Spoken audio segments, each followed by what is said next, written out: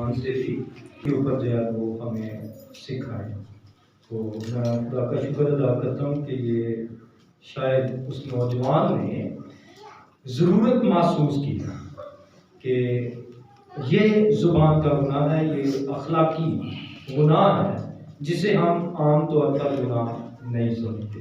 तो आज जो मैं बात आपके साथ करूँगा वो इसी ताल्लुक से है जो एल्डर कामरान सैमुअल ने आपके सामने खुदा के कलाम में से पढ़ा।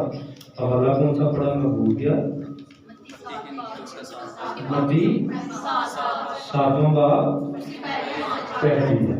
एक ही आयत है। वर्ड स्टडी से हम कहते हैं लफ्जी तौर पर हम जानेंगे कि खुदा का कलाम जो है वो हमें क्या सिखाता है। तो मत्ती 7वां बाब और उसकी पहली आयत में क्या लिखा है?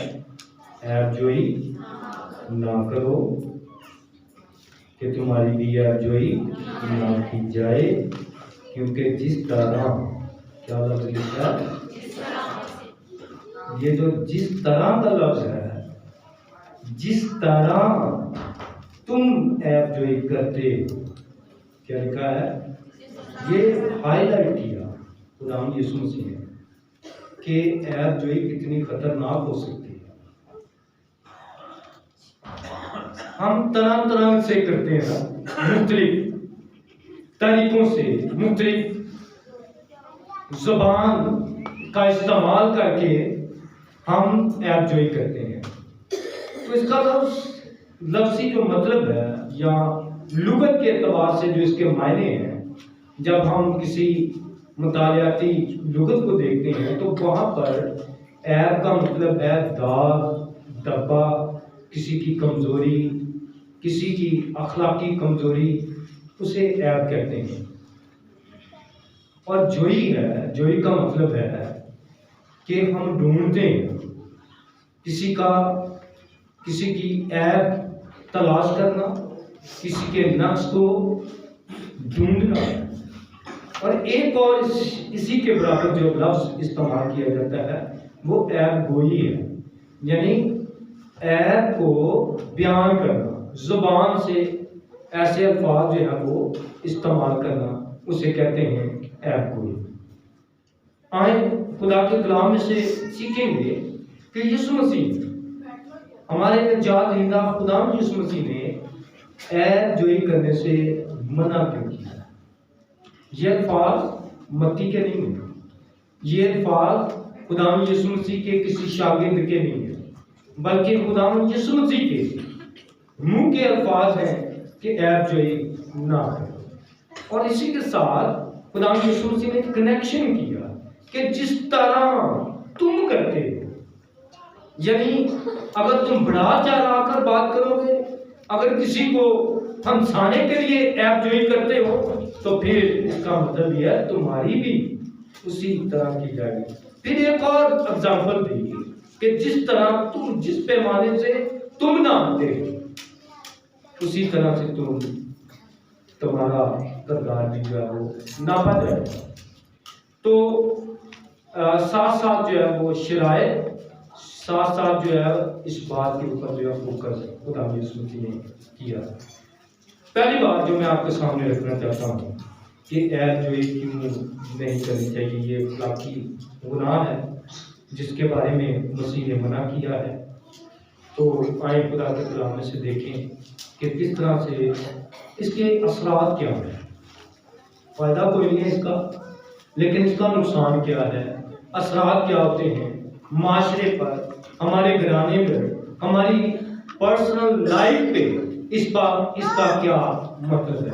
जब इंग्लिश में आप देखेंगे, इंग्लिश किंग जेम्स बाइबल में से आप देखेंगे तो वहां पर ये अल्फाज इस सूरत में उलमाए किराम ने जिन अल्फाज को ज्यादा तरजीह दी है, इंग्लिश में इसको कहते हैं जजमेंट करना। किसी की जजमेंट नहीं कर सकते आप। और मुख्तलिफ तरीकों से, मुख्तलिफ हवालों से आज हम सीखेंगे कि क्यों हमें ऐबजोई नहीं करनी। ये क्यों कर गुनाह है ऐबजोई करना। तो पहली हम खुदा के कलाम में से देखेंगे कुलसियों उसका 3 बाब और उसकी 8वीं आयत। जब इस हवाले को पढ़ेंगे तो यहाँ पर आपको पता चलेगा कि ऐबजोई क्यों नहीं करनी चाहिए, ऐबजोई का करने का नुकसान क्या है।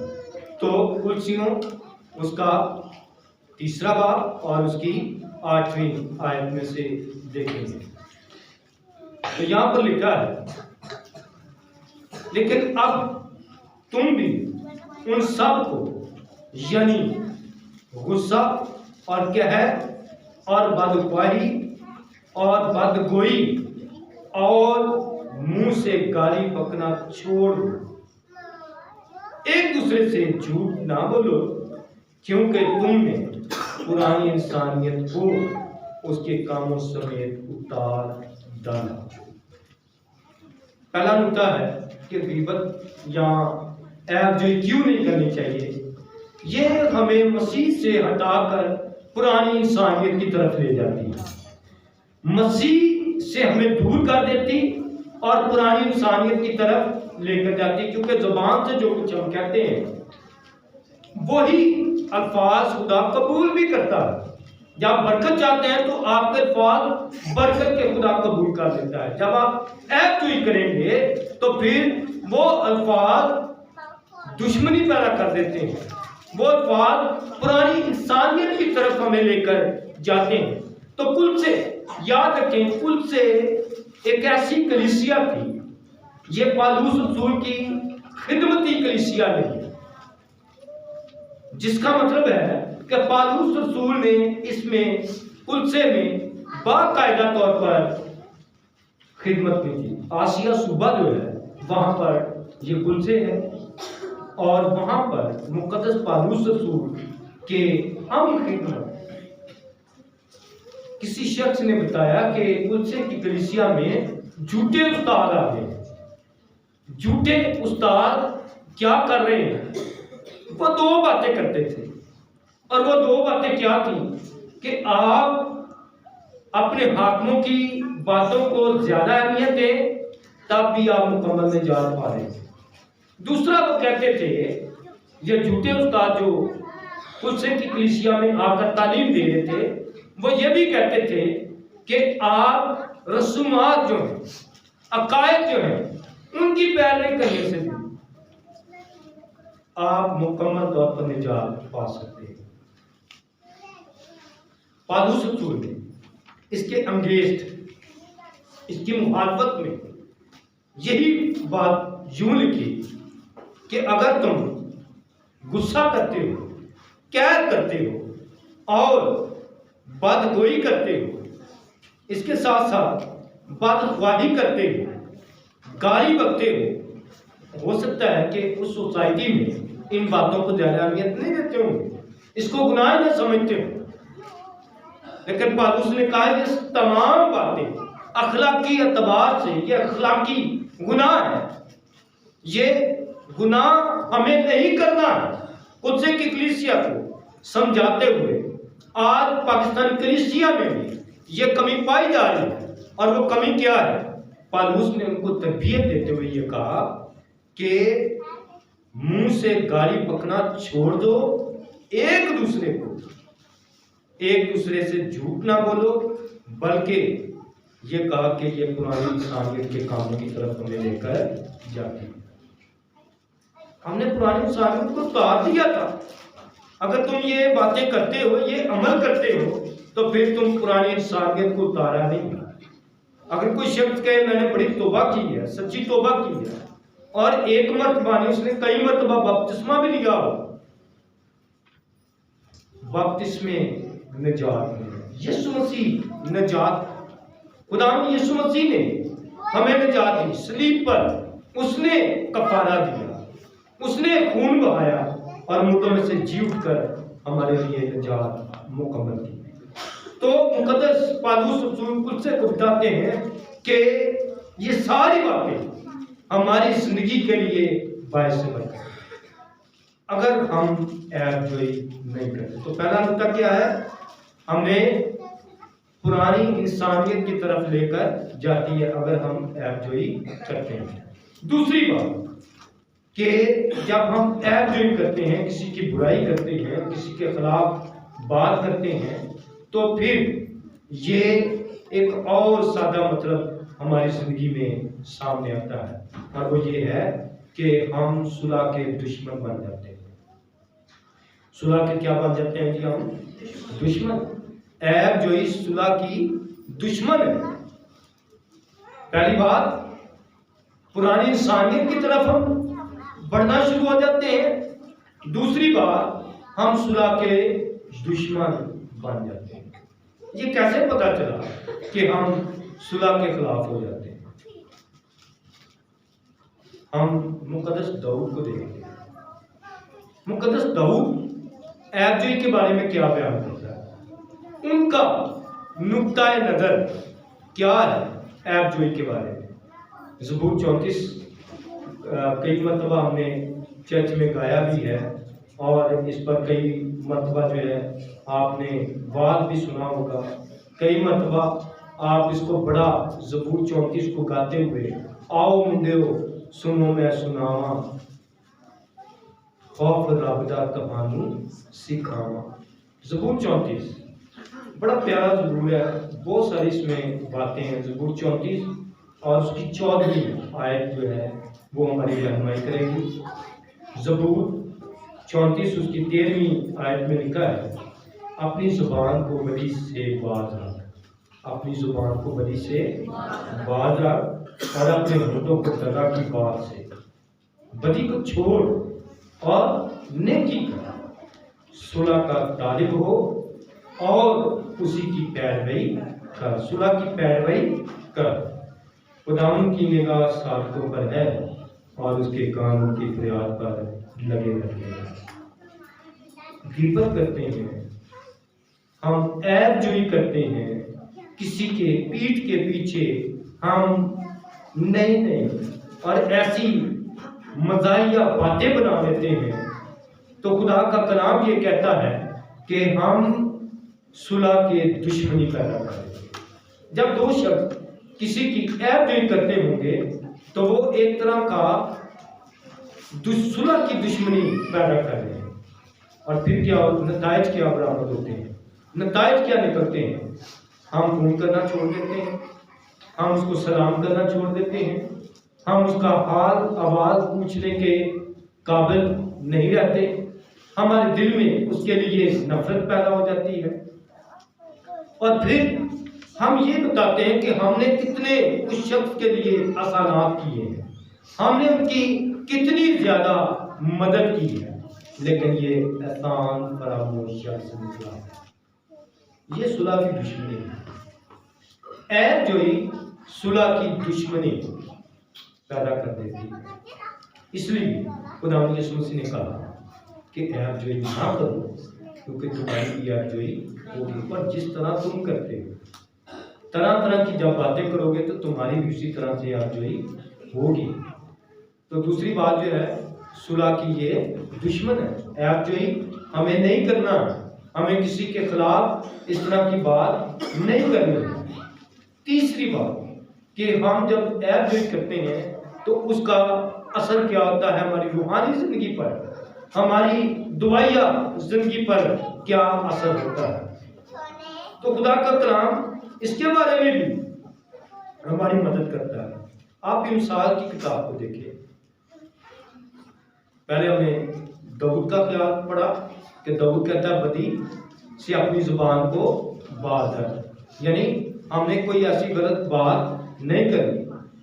फिर जब हम इमसाल पढ़ते हैं, इमसाल उसका 15वां बाब, तो यहाँ पर 18वीं 15वीं आयत से पढ़ेंगे तो यहाँ पर हमें पता चलेगा कि जब हम ऐबजोई करते हैं, किसी के खिलाफ बात करते हैं, तो फिर ये ऐबजोई झगड़ा और फितने का सबब बनती है। खुदा के कलाम में से देखें, इमसाल 15वां बाब और उसकी 15वीं आयत, मुसीबत ज़दा के तमाम अयाम हुए, मुसीबत ज़दा के तमाम अयाम हुए हैं, पर खुश दिल हमेशा जश्न करता है।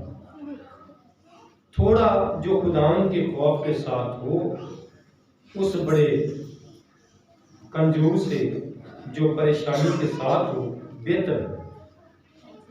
मोहब्बत वाले घर में जरा सा साग पात अदावत वाले घर में पले हुए बैल से बेहतर है। अब सुनिए आगे जो खुदा के कलाम में से हमें रहनुमाई मिलती है। गजबनाक आदमी फितना बर्पा करता है। गजबनाक कहते हैं जिसको बहुत जल्दी गुस्सा आता है, जो बड़ा जज्बाती हो, ऐसा शख्स जो जज्बात पर काबू ना रख सकता हो और हर बात में जल्दबाजी करने वाला हो, उस शख्स को गजबनाक कहते हैं।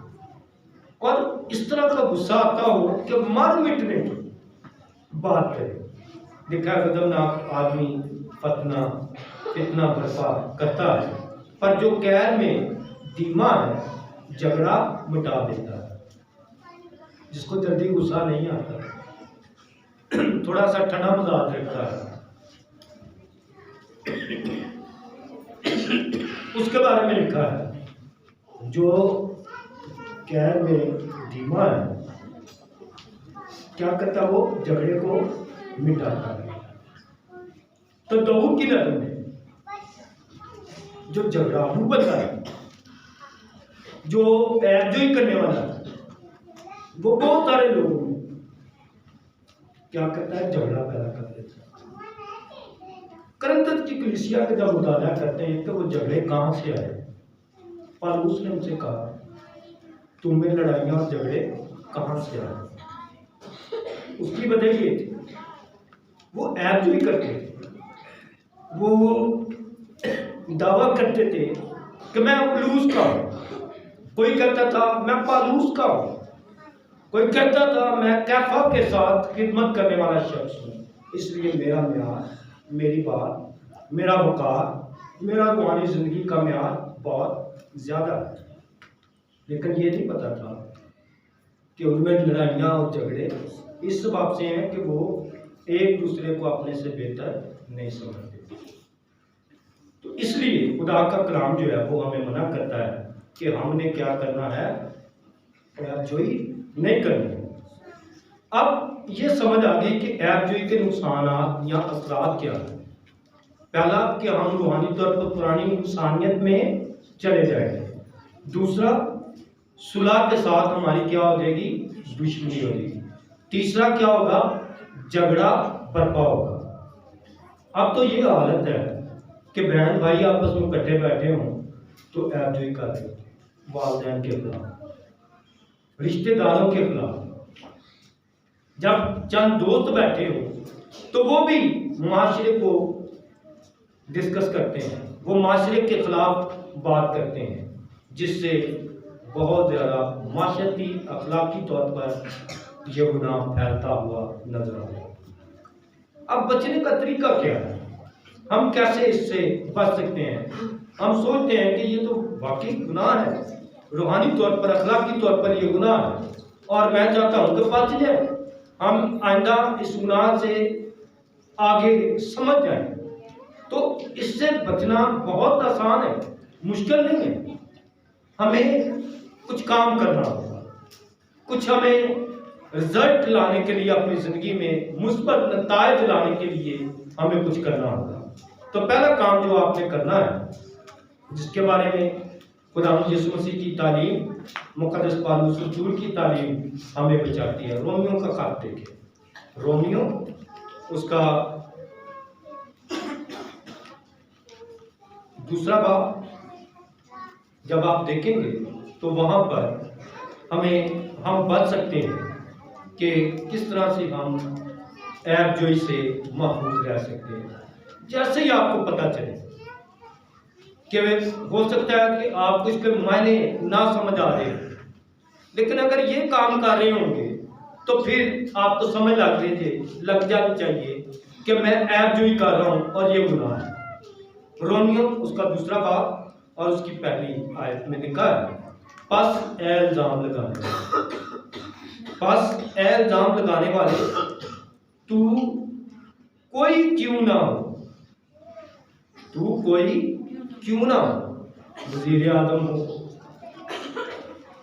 सदर हो, खाता पीता हो, मालदार हो, गरीब हो, जैसी भी ओहदेदार है, बगैर ओहदे के है, उसके बारे में लिखा, बस इल्जाम लगाने वाले, तू कोई क्यों ना हो, तेरे पास कोई उधर नहीं, क्योंकि जिस बात का तू दूसरों पर इल्जाम लगाता है उसी का तू अपने आप को मुजरम ठहराता है। इसलिए कि तू जो इल्जाम लगाता है खुद वही काम करता है, और हम जानते हैं कि ऐसा काम करने वालों की अदालत खुदा की तरफ से हक के मुताबिक होती है। हक के मुताबिक उनकी क्या होगी? अदालत होगी। हम बच सकते हैं इल्जाम ना लगाने से। जब आप समझेंगे कि अगर मैं इल्जाम लगा रहा हूँ, किसी को इल्जाम आयद कर रहा हूँ, तो फिर आप उसका दूसरा मतलब समझ जाएं कि मैं ऐब जोई कर रहा हूँ। नहीं, ये मैंने काम नहीं किया, ये तो फलां ने बात की है। ऐब जोई इतनी खतरनाक है, तो इल्जाम ना लगाएं। ऐब जोई से बच सकते हैं जब आप इल्जाम नहीं लगाते। इल्जाम लगाने से एक तो नुकसान ये है कि जो कुछ आप कह रहे हैं, किसी पर इल्जाम लगा रहे हैं, खुदा का बंदा मुकद्दस पौलुस रसूल सिखाता है कि वही काम तू कर रहा है। जिस तरह का तू इल्जाम लगा रहा है उसी तरह का इल्जाम तुझ पर भी आए हो। और ऐसा हमारे घर में, हमारे चर्च में, हमारे माशरे में, हमारे मुल्क में और पूरी दुनिया में इस तरह से ये गुनाह फैलता नजर आता है। इल्जाम पर इल्जाम लगाते जा रहे हैं और कोई उस इल्जाम का तलाफी करने के लिए तैयार नहीं है, कोई उसका इकरार करने के लिए तैयार नहीं है। इल्जाम लगाने से हम अपने आप को भी महफूज नहीं कर सकते। जिस तरह का इल्जाम लगाएंगे उसी तरह का आप पर इल्जाम भी आएगा। तो हम बच सकते हैं ऐब जोई से ये काम करके, ये चैलेंज है कि मैं किसी पर इल्जाम ना लगाऊं। अमली तौर पर अगर आप समझते हैं कि कभी मुझसे ना जाने में ऐसी खता हुई है, ऐसा गुनाह हुआ है कि मैंने किसी की ऐब जोई की है, तो आप बच सकते हैं। इससे आप पीछे हट सकते हैं ऐब जोई करने से, जब आप किसी पर इल्जाम नहीं लगाते। तो पहला कदम जो हमें अमली तौर पर करना है, आज के बाद जब हमने खुदा के कलाम में से सुना है कि अखलाकी गुनाह करते हैं, तो हमने किसी पर इल्जाम नहीं लगाना। दूसरी बात, हम बच सकते हैं, कभी हम ऐब जोई नहीं करेंगे। हमेशा हमेशा के लिए आप ऐब जोई करना छोड़ देंगे और इस बात पर आप इत्तेफाक करेंगे कि आपकी जिंदगी में खुदा की मोहब्बत होगी। वो क्या करना पड़ेगा? फिलिपियों उसका दूसरा बाब देखें। फिलिपियों उसका दूसरा बाब जब आप पढ़ेंगे तो वहाँ पर आपको इल्म पड़ेगा कि हम क्या करें या कैसी सूरत हाल को अपनाएं कि हम आइंदा ऐब जोई ना कर पाए। फिलिपियों दूसरा बाब और उसकी तीसरी आयत। एक ही ख्याल रखो, खुदा का बंदा क्या कहता है? एक ही ख्याल रखो, तफरके और भेजा फखर के बायस कुछ ना करो, बल्कि फरोतनी से एक दूसरे को अपने से बेहतर समझो। जब हम दूसरों को कमतर समझते हैं, दूसरों को नीचा दिखाने के लिए इल्जाम पर इल्जाम लगाते रहते हैं और फड्डे और नाराजगियां, लड़ाइयां, नफरतें उनको हवा देते रहते हैं, तो ये आग इतनी भड़क जाती है। मुकद्दस याकूब कहता है कि ज़ुबान एक छोटा सा अज़ूर है, पूरे जंगल में आग लगा देती है। और मसीह सुने इस ऐब जोई का यूं अहाता किया, ये आखिर में जाकर हम सीखेंगे। यहाँ पे मैं इसको बयान नहीं करूँगा, बल्कि सिर्फ इस बात पर लाऊंगा कि खुदा का बंदा ये कहता है कि हम एक दूसरे को अपने से बेहतर समझें, एक दूसरे को अपने से बेहतर समझें। हर एक अपने ही हवाल पर नहीं, बल्कि हर एक दूसरे के हवाल पर भी नजर रखें। आप बच जाएंगे, कभी ऐबजोई नहीं करेंगे जब आप इस आयत पर अमल करेंगे। 5वीं आयत में लिखा है, वैसा ही मिजाज रखो। आमीन। समझ गए? बात समझ आई? जब आपका मिजाज यीशु जैसा होगा, जब आपका मिजाज मसीह जैसा होगा, ना तो आप इल्जाम लगाएंगे, ना आप ऐबजोई करेंगे, ना आप सुलह के दुश्मन बनेंगे, ना आप झगड़ालू होंगे, बल्कि क्या आपके जिंदगी में हो जाएगा मसीह जैसा मिजाज आ जाएगा। मसीह जैसा मिजाज आपकी जिंदगी में जब आ जाएगा तो फिर हम इन बुराइयों से बच सकते हैं। देखा, वैसा ही मिजाज रखो जैसा मसीह यीशु का भी था।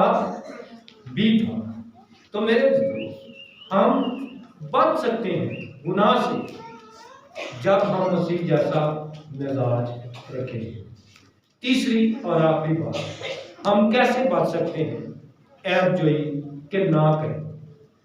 यूहन्ना की इंजील को देखेंगे तो वहां पर हमें पता चलता है कि हम किस तरह से बच सकते हैं। यूहन्ना की इंजील उसका 8वां बाब और उसकी 21वीं और 32वीं आयत।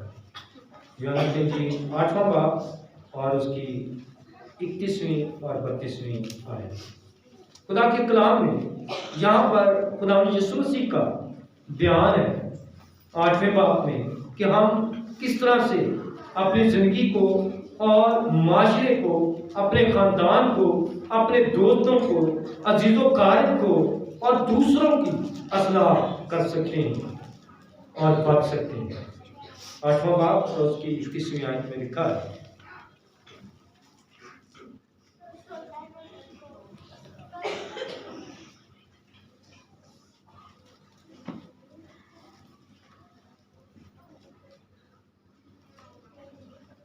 बस यीशु ने उन यहूदियों से कहा जिन्होंने उसका यकीन किया था कि अगर तुम मेरे कलाम पर कायम रहोगे तो हकीकत में मेरे शागिर्द ठहरोगे और सच्चाई से वाकिफ होगे और सच्चाई तुमको।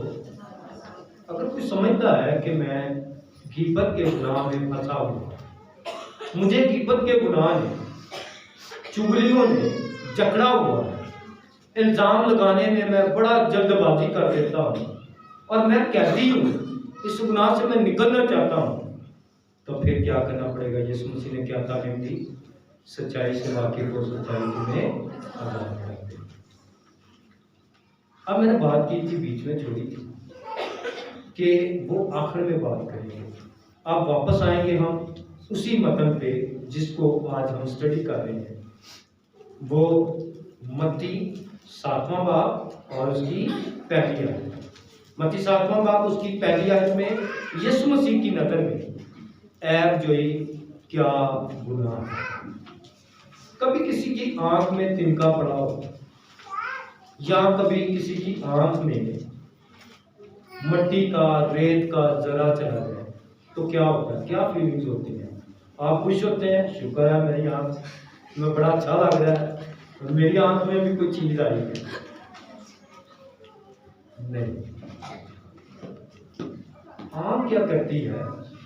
पूरी बॉडी के अंदर प्रॉब्लम क्रिएट कर देती है। और वो प्रॉब्लम क्या होती है? जब तक वो तिनका या जर्रा रेत का, मट्टी का या कुछ चीज पड़ जाए, निकल नहीं जाता, पूरी बॉडी जो है वो उसके अंदर पेन रहती है। हमारा जो असाब है वो डिस्टर्ब हो जाते हैं, हम आंख मलते रहते हैं, पानी निकलता रहता है और जब तक वो सुर्ख हो जाती है और उसकी देखने की सलाहियत कमजोर पड़ जाती है। तो यीशु मसीह ने कहा कि जो ऐबजोई है, बिल्कुल आंख में जिस तरह से एक तिनका पड़ जाता है, जिस तरह से एक जर्रा पड़ जाता है, तो हम पूरी आंख को खोल नहीं सकते, बंद हो जाती है। जब आप एंजॉय करते हैं तो किसी शख्स के आप जजमेंट करते हैं, तो फिर आपकी आंख जो है वो बंद हो जाती है, मोहब्बत से देखने वाली आंख बंद हो जाती है। फिर आपको उसके अंदर ऐब नजर आते हैं, उसके गुनाह ही गुनाह नजर आते हैं। तो मसीह ने मिसाल दी कि जिस तरह आंख में कुछ चीज पड़ जाती है तो फिर इंसान कोशिश करता रहता है खुल जाए, लेकिन जब तक वो तिनका नहीं निकलता, जब तक वो जरा नहीं निकलेगा जो तकलीफ का बायस बना हुआ है, तब तक खुली आंख से कोई भी देख नहीं सकता। तो खुदा का कलाम ये कहता है कि हमें क्या करना है, अपनी आंख के तिनके पर भी गौर करना है और अपनी आंख के शतीर पर भी गौर करना है। हमें दूसरों के तो बड़े छोटे छोटे बुराइयां ऐब नजर आते हैं, लेकिन अपने अंदर जो इतना बड़ा गुनाह महफूज है, अपने अंदर से जो बुराइयां निकलती हैं करते हुए सरेआम नजर आते हैं, उन पर हमने कभी खुदा के सामने बयान नहीं किया। खुदा की उस मसीह ये चाहते हैं कि हम किस तरह की रूहानी जिंदगी जो है वो बसर करें। आखिरी बात करूंगा 5वीं आयत में लिखा है, ऐ रियाकार, पहले अपनी आंख में से जो शतीर निकाल, फिर अपने भाई की आंख में से तिनके को अच्छी तरह देख, कैसे देख, अंदाजे से नहीं, किसी तजर्बे की बुनियाद पर नहीं, डोंट एक्सपीरियंस, देख सही सही सही सही जहां पे वो तिनका है वहां पे आप निकालने की कोशिश, पूरी आंख को जाया नहीं करें। तो यीशु ने कहा अच्छी तरह देखकर निकाल सके। आमीन। अच्छी तरह से देखकर। मैं बाइबल के बारे में बात करना चाहता हूँ। आज हमने अखलाकी गुनाह के बारे में सीखा है। यीशु मसीह को यशायाह ने उनकी पैदाइश से 700 साल पहले ये कहा, जीसस क्राइस्ट क्या है, वंडरफुल काउंसलर। क्या कहा? Wonderful counsellor. ये उसी की बातें हैं जो मैंने आज आपके सामने कही। ये आपकी काउंसलिंग करनी है। काउंसलिंग कहते हैं इस्लाह करना, तरबियत करना, रूहानी अखलाकी तरबियत को नजरअंदाज न करें। घर जाकर भूल न जाए कि आज हमने क्या सीखा है। यीशु मसीह ने क्या कहा? जिन यहूदियों ने यीशु का कलाम कबूल किया, यूहन्ना की इंजील 8वां बाब, जिन यहूदियों ने यीशु का कलाम कबूल किया, उनके बारे में यूहन्ना ये कहता है कि यीशु मसीह ने उनसे कहा कि मेरा कलाम तुम में क्या रहे, कायम रहे। मेरा कलाम तुम में क्या रहे। हम गुनाह से बच सकते हैं जब हमारे अंदर खुदा का कलाम कायम रहे, जब ये काउंसलर हमारी जिंदगी में आ जाएगा, जब ये हमारी काउंसलिंग करेगा, तो फिर हम गुनाह से बच जाएंगे।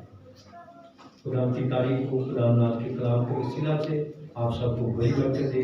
आए हम सबको लिखाए दुआ करें, खुदा की शुक्रगुजारी करें। जो भी आपकी जिस्मानी तौर पर, रूहानी तौर पर फीलिंग्स हैं, आप खुदा के साथ रहें। खुदा, मैं ऐसा हूँ लेकिन अब ऐसा नहीं रहना चाहता। खुदा, मेरी जुबान ऐसी है, अब मैं अपनी जुबान को तब्दील करना चाहता हूँ। जुबान के नश्तर, जुबान के जो नश्तर है या जुबान का काटा हुआ शब्द जो है वो कभी आराम नहीं पाता। सालों साल वो जख्म ताजे के ताजे रहते। शायद खंजर से, तलवार से, गोली से लगा हुआ जख्म तो ठीक हो जाता है, लेकिन जुबान से लगे हुए जख्म जल्द ठीक नहीं होता है।